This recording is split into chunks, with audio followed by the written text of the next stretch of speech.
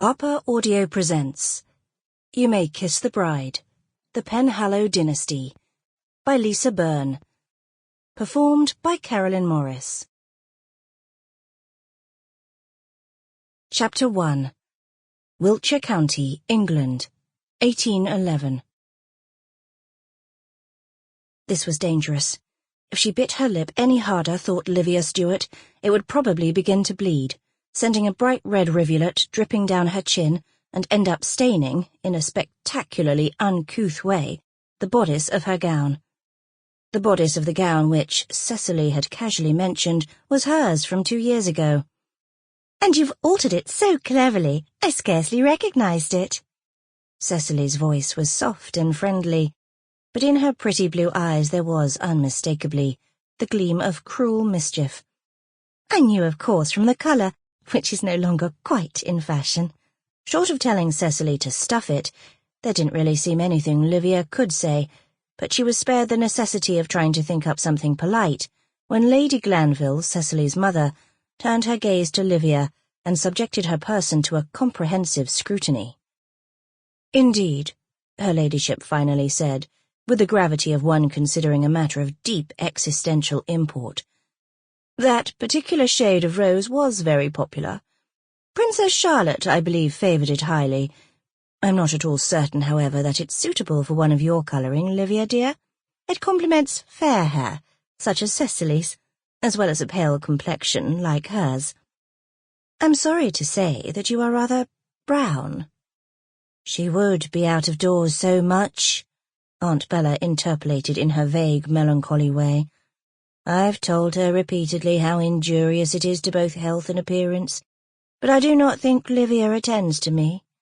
She sighed gustily, sending the faded ribbons of her cap a-fluttering.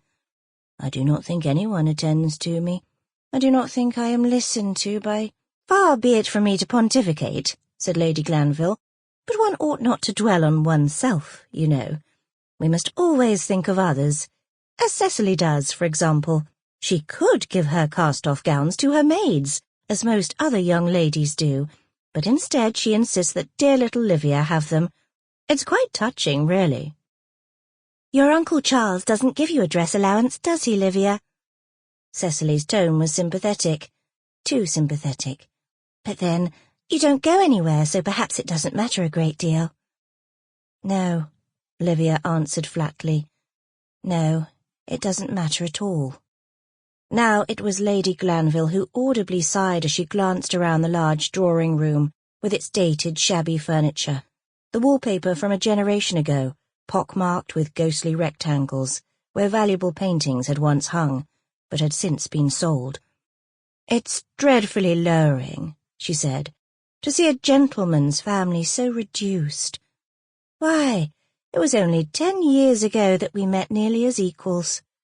Livia felt her teeth grit. She'd been forced to participate in these occasional morning visits from Cecily, the Honourable Miss Orr, and her mother, the Right Honourable Viscountess Glanville, for years. Because they were wealthy and high-born, apparently their arrogance and rudeness were to be endured. Livia clenched her hands tightly in the folds of her gown. Cecily's gown. "Well, there's no use in dwelling on what can't be changed," went on Lady Glanville. "I am afraid that life simply isn't fair. A disagreeable fact, but what can one do? Now do stop frowning, Livia dear, for I'm delighted to tell you we've come for the express purpose of offering a little treat."